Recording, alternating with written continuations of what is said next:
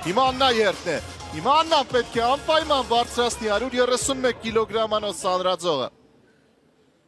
Ֆիքսենք, որ Միլենա Խաչատյանն արդեն հրում վարժության մեդալ ունի։